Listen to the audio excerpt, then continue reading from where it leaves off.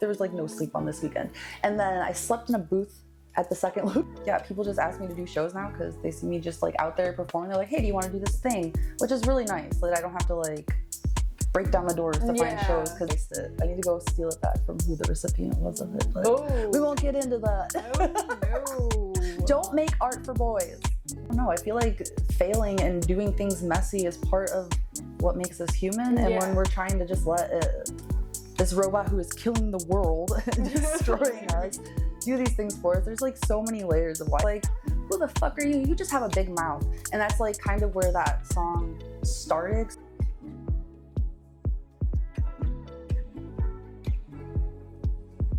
Hi, it's Melly Starz here with another episode of Melly's Couch, and today we have a very special guest. As always, we have Voxxy, the artist. Hello. Hi. So we're gonna go through as much of your creative process and life as possible. So I hope you're ready. As ready as I can be. So I found that you took photography in high school. Yes. Was that like your first like introduction to the creative stuff, or did you start even before? I've been creative since like birth. I used to like paint, like me and my best friend, we met each other over a brown crayon, like in kindergarten, like literally because we were both artists, and she still makes art, I still make art. But yeah, I've been making art my whole life. In school, like I always gravitated towards art. I was kind of like weird little outcast kid, so like art was always like something that gave me purpose and like gave me an outlet for a lot of just emotional stuff that I was going through. So yeah, painting, drawing, even music I did as a kid. Like I used to have like fake little girl groups as a kid. Okay. Yes. How do we go from girl groups to where you are now? Like, okay, so I think of girl groups and I have like a specific image in my head. Yeah. So I need an explanation here. So I am a fan of music. I love music. I'm influenced by so many different genres of music. As a kid, my dad, we just have like different like cassette tapes at the time, because that's what his truck had in it. So it was like Madonna, we would listen to like Whitney Houston, TLC was really cool, and I was like, let's make a girl group with my friends. So yeah, I just wanted to make music. My lyrics might have been a little bit dark for a child in a girl group, dark for a child. but I had a lot of emotions and I was just trying to process them. So did that whole thing, and then in junior high, I actually like stumbled across like this CD from the band Korn, and I was like, oh my god, I was like, this epic. is way different than anything I was listening to at the time, and I was like, I actually really fuck with this, like I like this a lot. And then I started getting into heavier and heavier and heavier bands, and I was like, I kind of want to do the screaming thing, because not a lot of girls were doing it at that time. Now it's like definitely a lot more prevalent, which is so freaking cool, because it's awesome to see how far women have come. But yeah, I just wanted to try it, and so I started doing it, and then I got my first band like right out of high school pretty much. It was not very good, but it was good practice. And then I progressively got into like better and better bands, like really like learned proper screaming technique. But I still like also made other music that was outside of the band. I just never really like pushed it. I just have to do things as like a creative outlet. So yeah, then I started doing the screaming, and then the rapping came after that, because I couldn't find a band or sustain a band, because it's really, really difficult to keep like 5 people cohesively when everybody has their own ego, and I still needed that like outlet for myself. So then I started just trying to figure out music production, which I'm still learning, getting better all the time, and then yeah, just started making music any way that I could, any way that was accessible. Started rapping a lot more during COVID because I was stuck in the house and just developing skills. And yeah, last year I kind of debuted the rapping and decided, hey, let's marry the rap to the metal, and here we are. How did you, because I know you have like influence by like rap. That's a new genre. Rock, hip hop, heavy metal. So how did you decide to, finally merge the rap and the metal? Because I don't think that's really common. Yeah, it's your own. I think you made your own genre. I didn't really start doing that initially either. When I first started last year, because literally my last show in the Chicago, or my first show in this scene, like after a long hiatus of not performing at all was last year, January. Yes. And the first couple of songs that I debuted, they did not have that marriage of the metal with the rap. It was definitely like more alternative rap, but it wasn't like, blah, you know?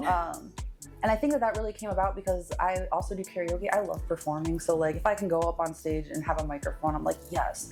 I have a lot of anxiety. Not when I'm performing though. It's weird as shit. It's like a different, like, I have anxiety, but then when I'm doing like Melly's Couch and stuff like that, I'm like in my element. Like I'm like, I have social anxiety, I have general anxiety. Like I have all the anxieties. Yes. So when I'm doing Melly Starz stuff, it like goes away. Like I just say like it's a different person. Yeah, it's like Voxxy is a different than me, but the same person, just, I don't know. On stage, I don't have that same anxiety. But yeah, so karaoke, I was doing a lot of metal at karaoke and people were going crazy. And I'm like sitting there thinking like, I love doing both of these things. I want to make music that I like making and I want to do this. So I just decided like, I'm going to put my anger more into the music and I feel like it's been really cathartic. The first song that I did with the screaming was the Crash Out Dummy song. Oh my gosh, that one's such a good one. Yeah, and that was just a lot of anger, and I was like, this is the perfect place to like kind of debut the screaming into a song. So yeah, that's honestly one of my favorite songs. Like, and then you start this like screaming like right away. Yes. in that song. Like, yes. There's no preparation. It's just like I'm like, I guess you guys are gonna figure it out. If you're here for screamo, here it is. And then I have a quote from that song. If you want to run your mouth, meet me in the mosh pit. I love that quote. Lyric bar. I don't know exactly the terminology we want to use on that. What does that bar signify for you? Like, because I feel like it's kind of like instigating. Maybe a little bit instigating, but it's like people like to talk a lot and I'm not trying to be like outwardly violent, but if you want to go and like mosh it out and like throw some bows like in that sort of environment, maybe we could settle some stuff and not take it to a more advanced, higher level of violence, perhaps. We can resolve it in the mosh. Yes, we can resolve this. You know what? I've never experienced that. So that's a new one for me. But okay. I mean, let's solve our problems in the mosh pit, guys. That is a new one. It's a new form of release. So it's very therapeutic. Yes. And music is very therapeutic for you. Yes. So your subject matter, is it kind of like stuff that you're going through, been through? Yes. Most of my songs, they're coming from some sort of like emotional space. So Crash Out Dummy, while it is very aggressive, very angry, the whole reason that song even came about is because my ex, he called me fat. And not in like the, you're hot, like you got fat ass kind of way, right? So I turned that around and I was like, who the fuck are you? You just have a big mouth. And that's like kind of where that song started, because I was like, okay, I've got a fat ass, you just got a big mouth. And they all just kind of like came out so easily. Like that's probably one of the easiest songs I've ever written because I was so mad. Oh my god. I was just like, fuck you. Fuck you. Yeah. Honestly. I'm gonna write a song about it. And now I've empowered myself with the thing that you tried to insult me with, and it's like now one of my favorite songs to perform. So. Yeah, it's such an epic song. It's, I think, my favorite song. Hell yeah. It's not the only song you have. You also have Cutthroat. Yes. If I am too much, then go and get you less. I feel like that's also like an empowering bar. Also written about a different man. It's always about the men. Why can't y'all just be decent human For beings? real, just be normal. So yeah, it was like this guy was like, you're too much. And like, I was like, I'm just trying to have a conversation. But I was like, fine. And at the time that I was writing it, there was like this popular TikTok dynamic that was going on where people were like, if I'm too much, get less. I don't care. Like I saw it from like a creator. Oh my god, yes. Yeah, and I was like, I feel that right now in this moment. I'm gonna put it in some words and make it lyrics. Make it lyrics. Yeah, and like a lot of the stuff, like when I'm going through stuff, I try to like find a way to empower myself through it, or at least like process the emotions through it. So yeah, every song is like real life. That's awesome. Yes. I mean, I don't know if it's awesome how how these songs come to be, because there's some assholes that are involved in the process. Thank you for the inspiration, assholes. There you go. But we get good music out of it. Yes. So, Codependent. Yes. That one is like a bit of a slower song I wrote. Yes. It's like a breakup song. Another. Yes. And I like Ready to Rise from the Ashes like a Phoenix. Yes. So that was like a rebirth kind of.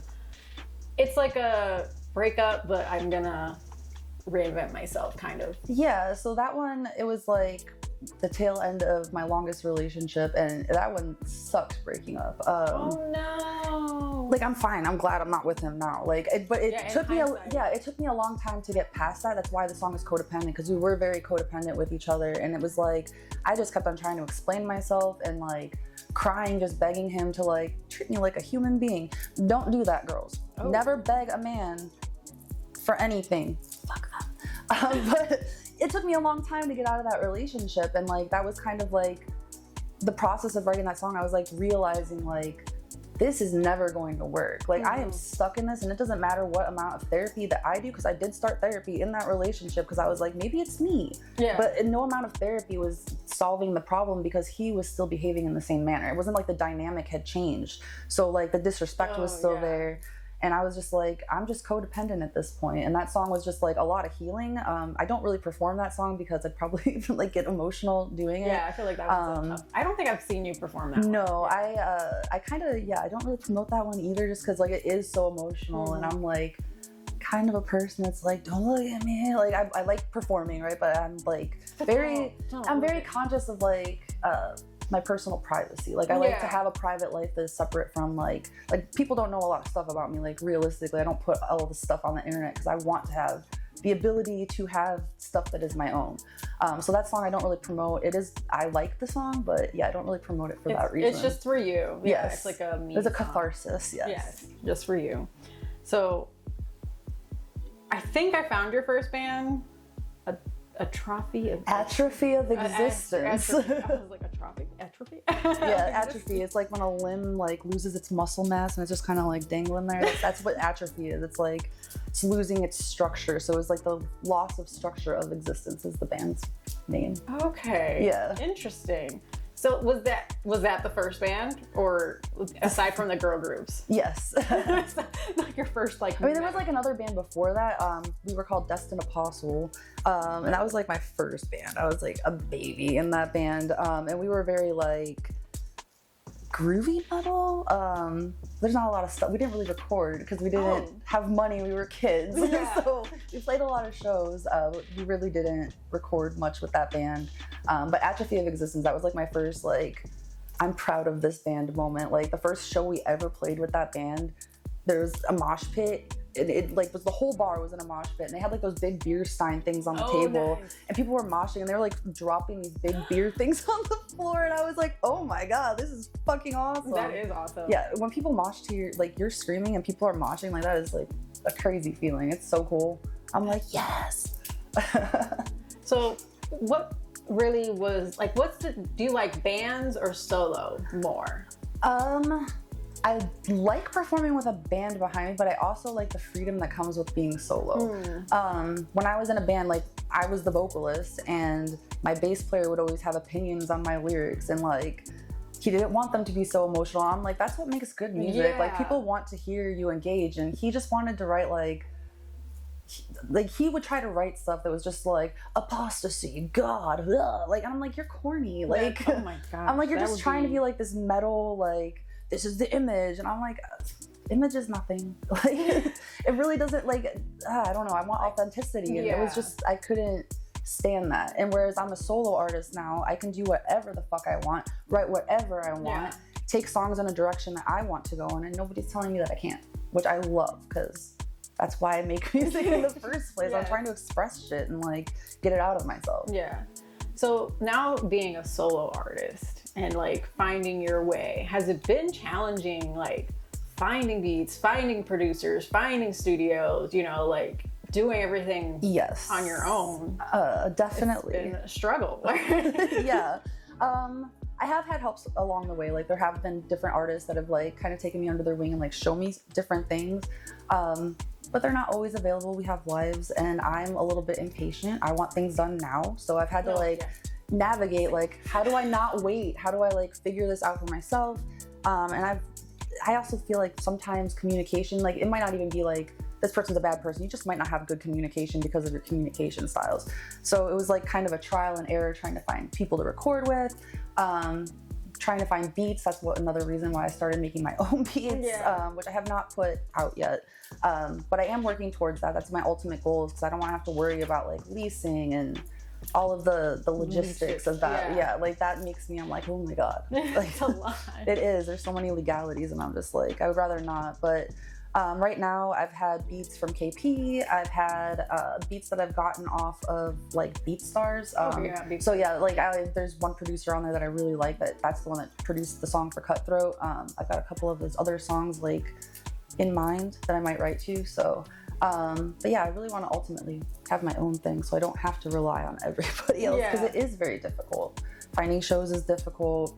Well, not so much anymore. Now I'm like, okay, I feel like I've got good connections there, but at first it was like, what am I doing? And I would get really frustrated a lot, because it's so many people have opinions, and you're getting different input, you're getting different advice from different people, and sometimes that advice contradicts each other, and you're just like overwhelmed. What's the right advice? What am I supposed to be doing? And ultimately, like through this last year of finally like going out as a solo artist, I've learned to like just trust my intuition, like do what feels right for me, and then the confusion kind of doesn't happen as much. Okay, yeah. So being also a female and entering this space, has that been challenging as well? Yeah, I think, music in general has always been difficult as a female. Like even when I was in metal bands, like it just feels like you have to try harder. Like you have to, and it shouldn't be that way, because a lot of, no offense, but there's a lot of dudes who are not so great, and they're like really like adamant that their way is the way. And they don't even want to hear your opinion sometimes, because you're a female, and you're like, they mansplain a lot, and it's frustrating. And I'll just sit there and be like, okay, I know this stuff, but thank you. Thanks for the extra. So yeah, like that part's frustrating, like, because you know that you have to work harder. But I've noticed that like the women in this scene, like they bust their asses working hard. Like a lot of the guys in the scene, they use backing tracks for their whole entire track, and it's loud, and you can't even really hear them like rapping over it. I rarely see women like using backing tracks. They are out there rapping their asses off, like really like, I can do this, show me respect. And it shouldn't have to be that way. But I see it and I recognize it. So you know what? You see it, and I feel like women see each other in this space. Yes. You know? Definitely. Which is beautiful. And I think that's how we uplift each other, is by seeing each other, because it's a male dominated space. Yes. And the men think that they know all of the things, but we know things too. We do know things. And sometimes we know more than you. Sometimes. And we're not bitches because of it. We're not bitches because we're assertive. Exactly. Yes. There we go. I was trying to find it. And I found it. You also have the home studio. So is that where you mainly record out of, or do you dabble with other studios? I record all of my like rough drafts at home. Okay. Vocal mixing is something that I struggle with. I put too many effects. It sounds like I'm in a can. I need somebody to help me. I need to learn how to sidechain. But yeah, it definitely helps to like record myself at home before I go to the studio. Okay. I'm not one of those artists. Like, I think it's cool when artists can go to the studio and just drop something right there. I have way too much anxiety to go unprepared to anything. So I'm practicing my song like 100 times before I go to the studio, so that I can have it down, and then I can focus on like my ad libs or like the little sprinkles in the background to make it like more full. So yeah, record at home, and then I go to other spaces to actually record better. Like more with more expertise. There we go. Yes. More expertise. Do you have like a studio that you are kind of like, hey, this is where I like to record the most, or are you still kind of like finding it? I have a couple different ones for different reasons. So like, I like recording with Kimchi. He likes what I do and is like very like enthusiastic and makes me feel good when I'm in the studio. I've recorded with K Nasty. Oh yeah. He mixes amazing. KP has done really cool things. So yeah, it just depends on the song, I guess, and kind of, yeah, everybody's got their things that work for certain songs. Okay. So how do you choose who to record what song with? I've only recorded 3 songs, so I haven't gotten that far yet. It's been a couple more, but I've only released 3, so I'm still working that out. I'm trying to release more this year and figure out what I'm actually doing, because I'm still figuring it out. It's a work in progress. It's okay. It's okay. We're all a work in progress at the end of the day. I also found that you do like mashups. So do you also DJ, or is it just like mashups that you do at home? So far just at home, but interestingly, my whole goal for 2024 into 2025 was that I wanted to perform a DJ set. I was like, I just want to perform. I haven't performed it. Yeah. Did not do that. Instead, did all of this. I was like, well, it's still performing, so it's like in the realm, but that's more just like for fun. I really like doing music stuff, so when I can't think of lyrics to write, or I have writer's block in one of my creative avenues, it's nice to have other things to kind of just dabble in. Sometimes just mixing stuff at home gives me like ideas about like things I could do, or like spark a little bit of creativity. So yeah, just like kind of mixing it up, and it's like one of my outlets, but not super serious. Maybe one day super serious, but not for now. Okay. Well, maybe one day we'll see you DJing, because oh my God, it's 2026. Jeez, it hasn't even hit me that it's 2026. Well, maybe we'll see you DJing a set this year. Yes. Where do you get the inspiration to like do the mashups? Like, they just come to me. So like, you're just like listening to like music, I'll like listening to a song, and all of a sudden like another song will come into my head, and I'm like, dun, dun, dun, and I'll start like I'll put the other song that's not on, and I'll start like saying it out loud. And I'm like, oh my God, that matches. It makes sense perfectly. Like there's a song that goes, when I push, I feel good. When I pull, I feel good. When I push, push, push, push. And then it's like, I mix that with, you better move. And it's like, I don't know. I don't know what I'm trying to say right now, but things will come to my head. Makes sense. It does. It all makes sense. But yeah, the song's playing, all of a sudden I'm just ad-libbing because I'm bored, or that's how my mind works. So I'll think about it at work sometimes, and I'm like, I'm gonna try that. And then I'll try it. And then you try it, and then there's a mashup. And sometimes it works, and sometimes it doesn't. But I mean, it works most of the time, not gonna lie. So you're doing something. Yes. So let's talk about performances. Yes. I found that a friend of yours like played your song at a bar one time, and then you like performed there. I don't know if that counts as a performance, or like I think kind of. Yeah, that was that like the first time that you were like, you know, back on the scene? I don't know. I mean, that was like it was like a karaoke night, and I had given her my song, because she's my friend, and at that point I wasn't performing anything. I was just recording it. I was just like, hey, I made this thing. And she was like, I really like this. And she sent me a video. I wasn't even there that day. She sent me the video of her playing the song at the bar, and then people were just dancing. And I was like, that is so cool. So cool. And then another time I went to karaoke, and she's like the karaoke DJ person. She runs karaoke's, and she had my song. So I was going to go do a completely different song. And all of a sudden she's like, here you go, you're doing your song, kind of a thing. And I was like, oh, okay. Well, I guess I'm performing right now. Yeah, I'm performing. Yes. So she, definitely pushed me into it. I've been bullied into a lot of the things I do. Good bullying, positive bullying. Positive bullying. Friends being like, go do this thing, you're good at it. Do it. Yes. But I think your first performance, I think I was there, was back at Enjoy. Mm-hmm. I don't remember when. It's like January last year. Yeah, I think it was like winter time. Yeah, that was one of Tax's shows. I remember. Was it Tax's show? I know Tax was there. And Suave was there. KP was there. Yes. Zay was there. I don't remember who else was there. It was a fun night. Yeah, it was fun. So how did it feel getting back on stage, especially like no band, no anything, just like you and your music? I was a little anxious, but I was anxious before I went on. And then when I was on the stage, I was fine. And then I was anxious after I got off the stage again. So it's like my little buffer of being on stage, and I was like, yes, I'm good. And then, nervous again. But it felt really good, honestly, to like just perform and then have people be like, hey, that was cool. Like, nice to have validation. Oh yeah, for sure.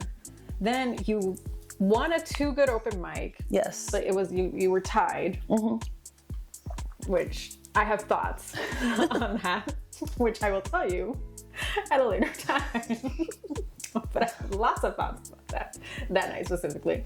So how was it like winning and like an open mic? And because I think have you performed at Too Good before that? I did one time before that, but nobody knew me. And actually, like, because nobody knew me, like, I had my name on the list, and they went up to my guy friend, and they were like, are you Voxxy? And he was like, that's Voxxy.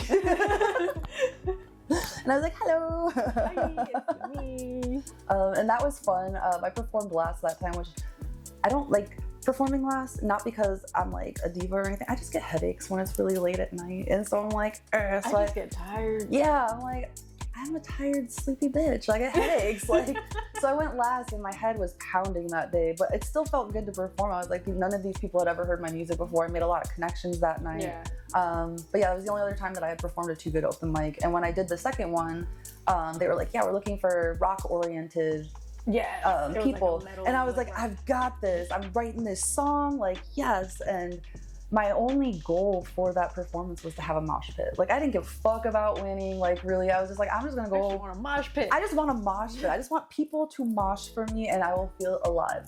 And then they did, and I was like, well. And then they were like, oh, come up here. And I was like, wait, what? Whoa, what do you mean, come up here? What? Yeah, what did I do? Right. I almost left and like, you need to come back in. And I was like, oh shit.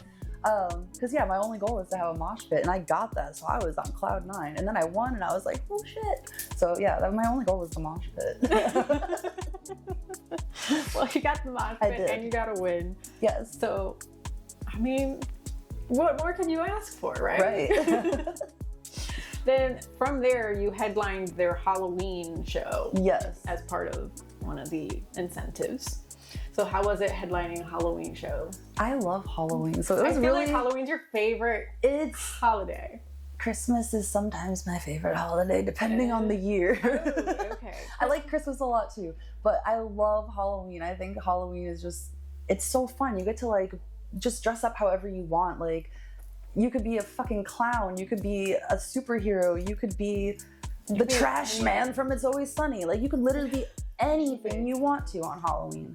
And there's something that's just like very freeing about that. It's something that just like connects with your inner child in a way that like the rest of the year you don't really get to do. Like, it's, I mean, I guess I kind of do, but I'm like, fuck what people think. Yeah, Halloween is just really fun. It's freeing. It was cool. There was a costume contest, and I won the costume contest. Oh, you won the costume. Okay. Yeah, I was like, I'm a clown. So that was really fun. I did see your clown outfit. Yeah. Yes. And most of those clothes I actually already had.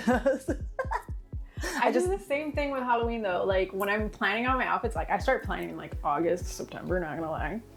And I'm like, okay, what can I get that I can reuse in my daily like life? Like, I don't want to just get a regular costume and like use it one time and then throw it out or like put it in storage. Like, I'm like, I want reusable things. Like, I want to incorporate this into my wardrobe. So like, I feel you on that one. Yeah, well, I mean, I didn't even buy them for Halloween. I bought them at the thrift store because I thought they were cool. And then I was like, well, this is a little clowny. And then my one friend and me, we go out like in clown core outfits sometimes, just like for the fuck of it. So not like fully clown, but clown core, clown adjacent, clown inspired. Clown inspired, okay. Just for fun. Do you like full on cosplay at any point, or it's just like the clown adjacent? It's just clown. Yeah, I don't really cosplay. I think it's really fucking cool when people do all of the like high end costuming, but mine is like a cheap, low effort, but still badass and fashionable way. But yeah, definitely not like a full on cosplays. I've never really delved into that. Yeah. I'm surprised because like you love to dress up and stuff. I love it. Like, I feel like that would be like in your lane. I feel like I like doing like the inspired look. So like it's inspired by this, and then I get to put like my own twists on it. Cause yeah, it's fun to have fun with fashion. So yeah, definitely. So you headlined the Halloween show, won the costume contest. Then you also did another Halloween show, The Last Haunt. Yes. In 2025 as well. Yes. So how was that? That was fun also. That was at the Wake and Bakery. Which I was a little nervous about my music because I was like, this is like a little chill little cafe type of situation. Are they going to be okay with me going, bleh? So I debated and I was going back and forth, like, should I do my song there? And ultimately I did decide to do it. So, and yeah, it was fun. I felt really good about it. That was one of the first shows where I stopped using backing tracks on some of my songs. Like, I've been trying really hard to now get like performance versions of things so that I can actually perform, because I love it. I used to be the front person for a band. Like, why am I using backtracks? Like, I can do this. I can do this for real. So yeah, that show I really felt proud because that was like one of the first times that I'd been able to like get my songs without the backing tracks and actually like have them and really be doing what I'm doing up there. Yeah, awesome. So what really like inspired you to go from backing tracks to performance tracks? Light bullying from people who are like, you can do this. You and the bullying is hilarious. Because it's like, it's not really bullying, it's because people are coming from a good place, but like I really sometimes have to be forcefully pushed into doing things because I don't know, like I have anxiety and trauma, and it makes me sometimes doubt myself. So like when I have that external validation and somebody pushing me into it, then I'm like, well, now I have an obligation to you, my friend, because you believe in me, and now I must believe in me for you. So and it all works out at the end of the day. You also performed at Cafe Mustache. I don't remember the exact show. I couldn't find like that was for me, Tact, KP, Double Entendre, Murphy, Deem, Rizzy. Oh, wow. We all had a tour, like a little mini that tour. was part of the tour. Okay, so that was like the first day of the tour was that show. And I like think I had work or something, so I only was able to do one song at that show. Oh, wow. And I killed it. And on the recording got sent to me, and like sometimes I don't really watch the stuff that I do. I just post it. So I'm like I don't want to look at myself. I don't want to like sit there and be critical and like judge it and then like not post it. So I actually did listen to that one. I actually watched it, and I heard in the background, I was like, this is fucking sick or something. I don't even remember what he said, but I was like, whoa, I never would have heard that. And like heard those accolades if I hadn't actually watched it. Yeah. So now I'm like, how much do I miss by not watching things?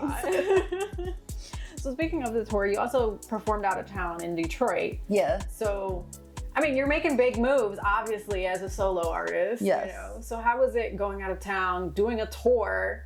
I mean, that was an exhausting week, and I don't think I slept. Like it was like rigorous. So we were in Grand Rapids. We had 2 shows in Grand Rapids on the Saturday. I had to work on that Saturday. And so I like left work early from Chicago suburbs and drove all the way to Grand Rapids and then performed the first one. And then we went to a second location and performed that one. Again, there was like no sleep on this weekend. And then I slept in a booth at the second location for like 3 hours, I think, before we drove to Detroit. And yeah, it was really cool because I made a lot of connections out there. Yeah. Detroit was really fun for me. It was like a bar kind of situation. And you never know really what you're coming into from out of town. Yeah. And also like with the kind of music I do, I'm like, are they going to receive it well? Like, because it's mostly primarily like hip hop and rap and things like that. And mine's a little bit aggressive for some listeners. So I wasn't sure how they were going to receive it. And like there's like a smoking area out there because like you can just smoke at bars, like outside, smoke weed outside. So people were outside smoking weed, and I come up there and I'm like, oh no, there's not really anyone here. As soon as I started performing, like all sorts of people came in again, and I was like, oh my god, like, it was really cool because I was like, I'm from out of town, like you guys don't know me at all, but like my performance made you come back inside, and that was really cool and very validating.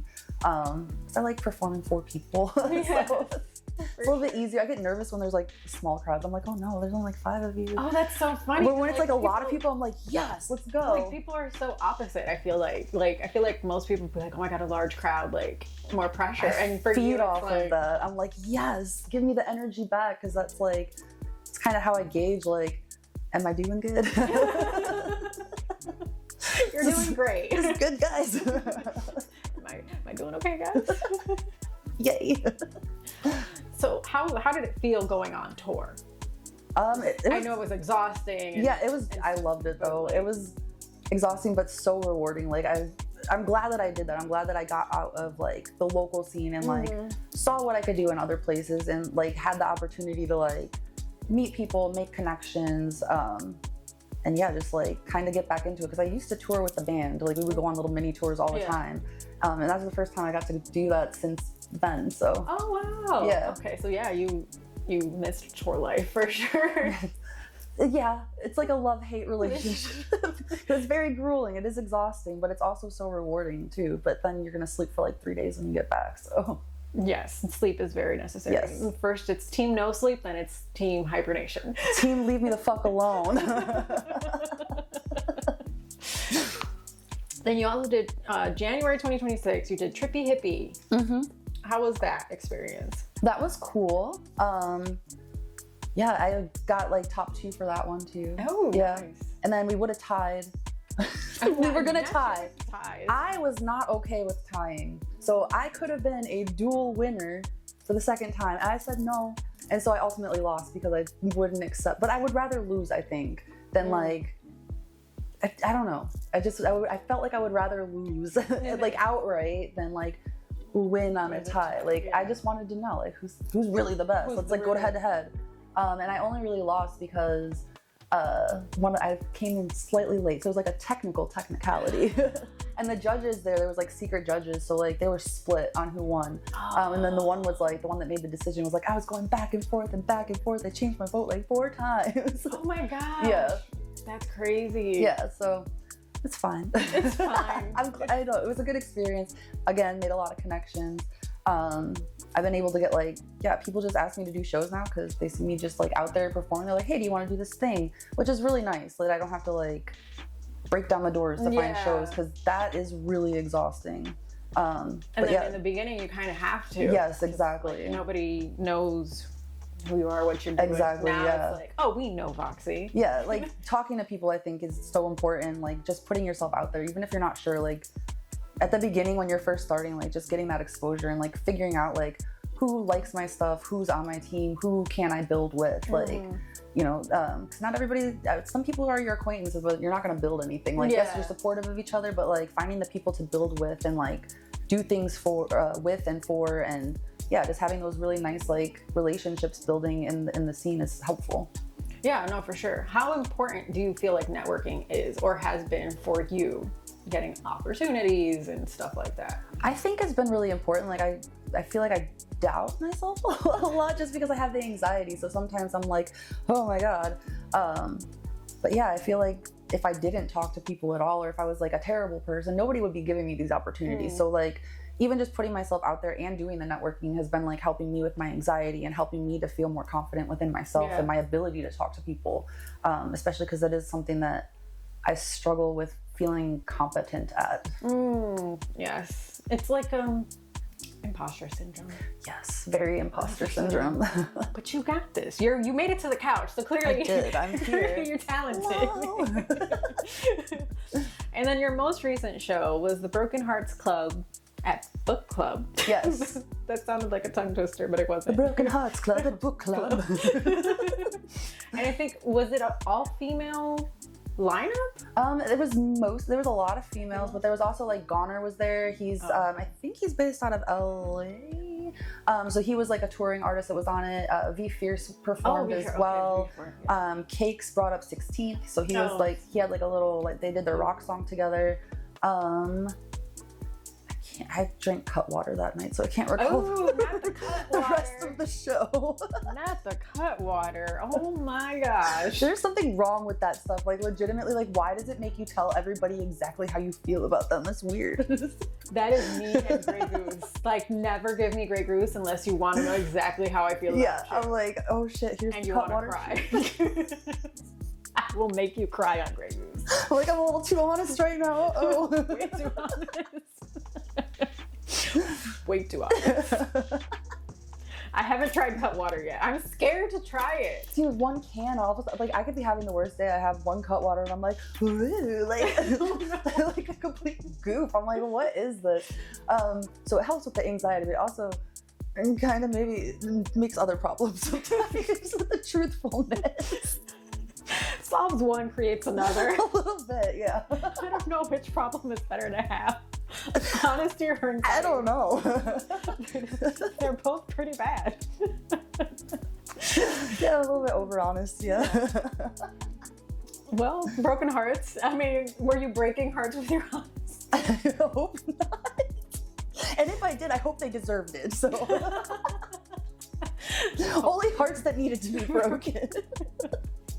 That was a really fun show though. Like, it was so fun. That stage is really cool. Yeah, the setup is super cool. And actually, like, it used to be called the Elbow Room. Yes. And when I was in bands, I actually played there. Oh, no way. Yeah, when it was the Elbow Room. So I was like, holy shit. I'm like, this is the fucking Elbow Room when I was there. Like, the first time I went to a show last year, I went to the Tomorrow Show. That was the first time I had been back there. And I was downstairs, I was like, what the fuck? I'm like, this is really familiar. I'm like, is it? And then I found out, yes, it was. Yeah. I was like, oh shit, okay, I've been here. That's awesome, though. Yeah. To have that callback, and now Yes. you played there in a band, now you played there solo. Yes. It's like a full circle-ish moment. Exactly. So do you have any other upcoming performances?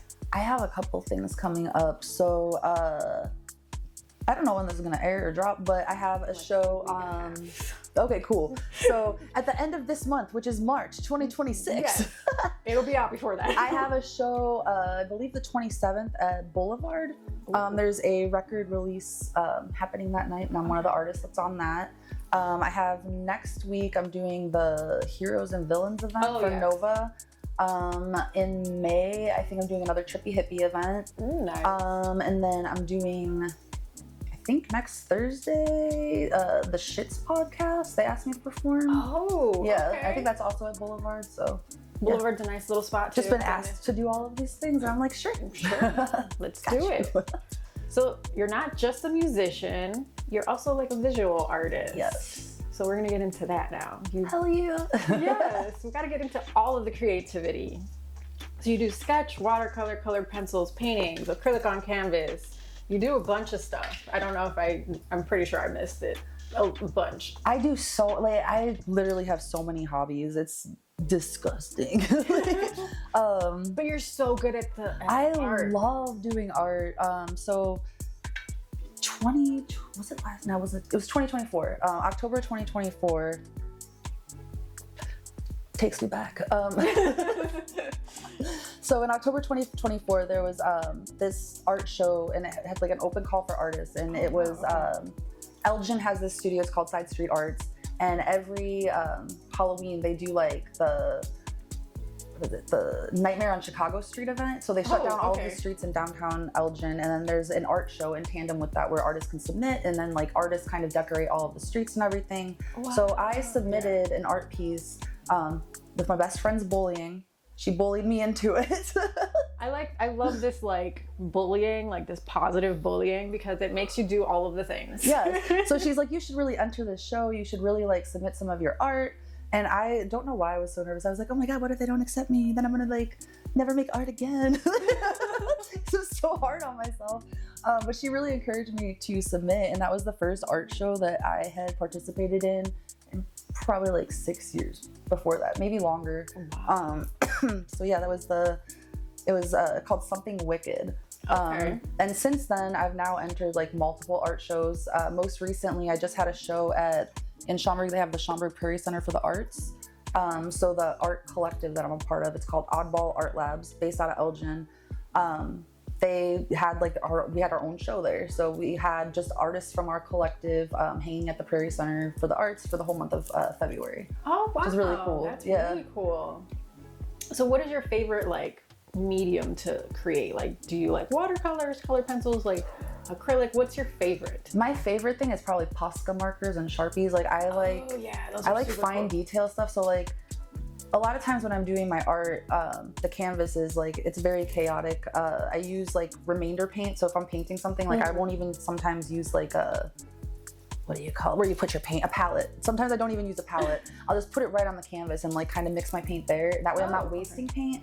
And then it also kind of like, when you have a canvas that you're just throwing paint on, it primes the canvas so that you could just do stuff on top of it. You don't have to go over and like actually prep the canvas if you do it that way. And you also get like really cool shapes, really cool textures. And then I kind of go over that chaoticness with like more refined shapes and like more of an idea. But I'm trying to trust the process more. When I first started making, well, I guess not when I first started making art, but more recently, like 5-ish years ago, my best friend called it icing my cake before I baked it. So I was like, so basically what that means is like, I was trying to get into like the fine details of things before actually like creating like the foundation. Exactly. So like, and then I would get really frustrated because I'm like, why isn't it looking how I want it to? Like, why am I getting stuck? And it like really limited my ability to be creative.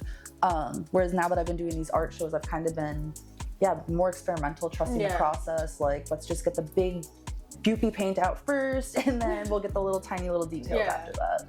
Awesome. And then I saw you did, there was one show where you did like a canvas painting, but you switched with somebody like every 15 minutes. Yes, that's me and my best friend.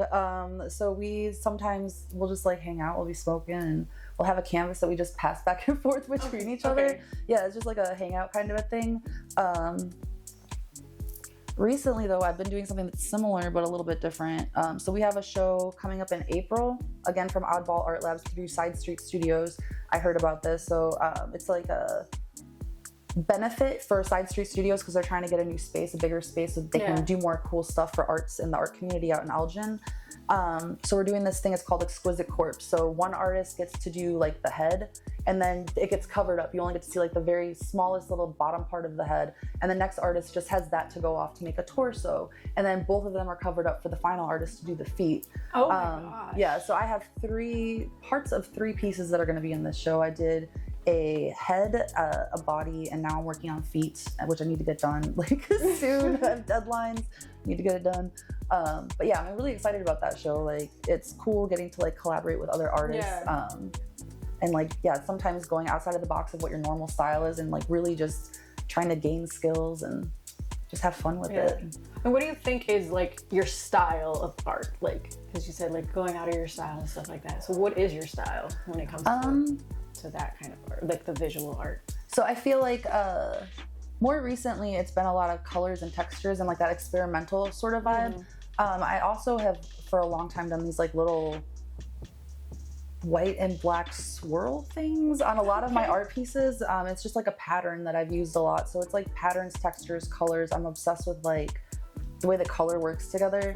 And my most recent work has been like these series of little guys. It's like these weird little guys with antlers. Yes.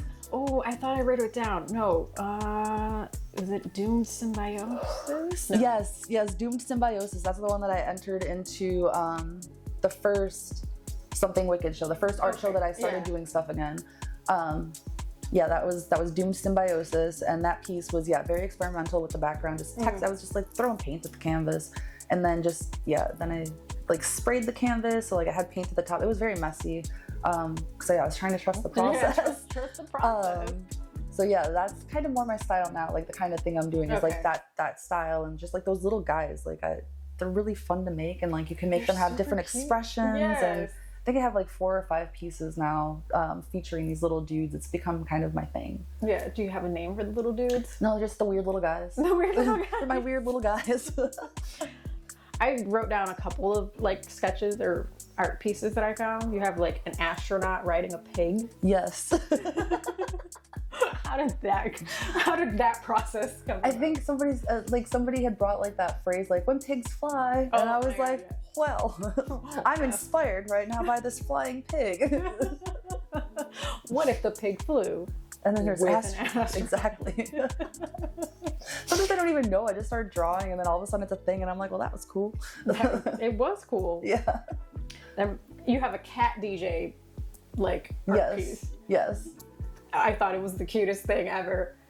Loved it. It's great. I need to art heist it. I need to go steal it back from who the recipient was of it. But we won't get into that. Oh, no. Don't make art for boys. No, don't make art for boys. Don't give them gifts of art. That's your soul, and they don't deserve it most of the time. Some of them do, but most of them don't. Yeah. Most of the time they don't. They don't deserve it. My favorite was the King Boo like sketch that you did. It's such a callback to my childhood. I fucking love King Boo. I actually have a King Boo tattoo. No way! Yeah, I don't know if I can get my boot off to show it with being appropriate. But it's down here. It's down there somewhere. Yeah, it's you guys can't see. No, it's at the top of my boot. There's my little King Boo. Oh, she saw it. It's cute. Yeah, I love King Boo. Every time I play Mario, well, not every time, because I also like Lemmy and Iggy Koopas when I play Mario Kart, but a lot of the time it is King Boo. So yes, for sure. And then you did a live painting at Suburban Sound Syndicate. Yes, I've done a couple live paintings at Suburban Sound Syndicate. So that's a really cool event for anyone that likes EDM and like there's live painting. They usually have like live glass blowing going on. Every Thursday they have like a community Thursdays. It's DAZE. They'll have like dispensaries come out, or like representatives from different like weed brands come out, and like you could just smoke their consumption, and it's just really good vibes. My old coworker actually turned me onto it. Her name's Raw. She works with Suburban Sound Syndicate and like helps them promote and everything. Books talent for them. things of that nature. And yeah, she's just like, you want to come live paint? And I was like, hell yeah, I want to come live paint. That's cool. So this is like it's an art question, but it's not like based on your art. How do you feel about like art and AI? Oh, I have so many opinions on AI. I have so many opinions on AI, but I feel like artist specific, like visual art. Like, there's the art element, right? Like, yes, it sucks. AI is literally stealing our art and reformulating into AI slop. And that sucks. I think I'm weird enough that that's not going to affect me in ways, but at the same time, it's like beyond that for me, because it's literally like, AI is so bad for the environment. Like, we are literally using so much fucking water. It's giving people psychosis. It's like melting people's minds. Oh my God. Like, people are literally like, they've done studies where people who are reliant on ChatGPT, they're literally not able to research information for themselves. Yeah. They can't find anything out for themselves. It's like it's such a disservice to people. Like you're literally using this robot for things that your brain is fully capable of doing, and that's the part, and making yourself boring in the process. Yeah, I don't know. I feel like failing and doing things messy is part of what makes us human. And when we're trying to just let this robot who is killing the world and destroying us do these things for us, there's like so many layers of why AI sucks. I know in Memphis right now, like, there's like poor communities who are in the neighborhood of Elon Musk's like big ass data centers, and they're having like increased rates of breathing problems, cancers. It's polluting their water. Everybody's like fucking electricity rates are going up. Like, when we see the spikes in our electricity, is there an AI data center? Because like we're subsidizing that. So like, it's actually costing us. When you see your electricity bill going up, when you see your water bill going up, these data centers are consuming it, and then we are using with our money and our bills to subsidize that, which is insane. So we're like fucking ourselves. It's a whole terrible thing, and I wish there was a solar flare that would take all of it out. I knew you had thoughts on AI. I fucking hate AI. It's so corny. It sucks. Oh my gosh, it sucks so bad. I hate it so much. I could go on like a huge giant rant on it, but I digress. We get the point. Yeah, we get the point. I hate it. AI sucks, and it's not good for art. No. So that pretty much. Is there any other like visual art that you do or that you wanted to talk about? I make my own clothes. Well, not make my own clothes, but I like alter my own clothing a lot. Oh, okay. So I went to the thrift store recently. I bought a bunch of coats, and I've been like trying to like make them cool, sew things onto them. I have a coat that I put on like a back patch. It's like, they got money for war but can't feed the poor. And I put like, that. You wore it. Yes, I did. I wore it yesterday. Yes. Yeah. So yeah, I made that back patch, and then I'm trying to make more clothes like authentic to me, and like it's kind of a thing I've been getting into more recently. Okay. Yeah. And what inspired that? The state of the world. The state of the world. I mean, fuck war. That's why. But Tupac. It's a Tupac quote. That is a Tupac quote. So I think I've covered all of your music, all of your visual art. Is there anything that I didn't cover that you wanted to talk about? I don't know. I don't think so. Is there anything you want to talk about? I got all of the things that I wanted out. So normally I get a freestyle. I don't know if you're open to freestyle. I can attempt a freestyle. I'll try. Why not? You could spit an old verse, a new verse, an upcoming verse. Or a freestyle. Okay, let's try. Okay. All right. Decolonize your mind. Deconstruct the lies. Tyranny I won't abide. Fuck ice-free Palestine. Fuck AI. Use your mind. Climate change. A rising tide. Licking boots. Are you on drugs? Are you high? I hope the patriarchy dies. Cause I don't exist for the male gaze. I do this shit for the femmes and gays, for the teenage girls who are filled with rage, and despite all that rage, they still feel like they're a rat in a cage. That's all I got. I'm not really a freestyler, so. And that's why I was like, I wasn't sure if he wanted to freestyle. Fucking why not? I'm here. I'm anxious. I got the anxious energy. Yeah. So. Well, hopefully the weed helped. Yes. That's I usually spoke to really late in the interview. I was like, now the time to light up. And I just kept dying because I'm a talker. I was like, blah, blah, blah. So. Everybody gets here and talks. Yes. So let everybody know where to follow you, find your art, find your music, all of the good things. Instagram is at Voxxy, VOXXY_V_artist. You can find my music on all major streaming platforms under the same name, Voxxy the Artist, minus the underscores. And yeah, I hope to post more stuff and get out there even more this year and perform more and do all of the things. Do all of the things. Yes. Well, thank you so much for coming to the couch. You. That's your thank you card. I know I spelled your name wrong. It's one X. We're gonna pretend. There's two X's. I see them. In my imagination, I was like, couldn't figure out how to add the other one after. Shout out to all of the sponsors: Lot, who provides media production services; AG Designs, who does graphics, video editing, crochet; The Ambience Beats, who provides all beats for Melly Starz content. Remember to follow me at Melly Starz. Check out my website. I follow Melly's Couch. And remember to tune in next time, because you never know who's going to show up to the couch. Bye. Bye.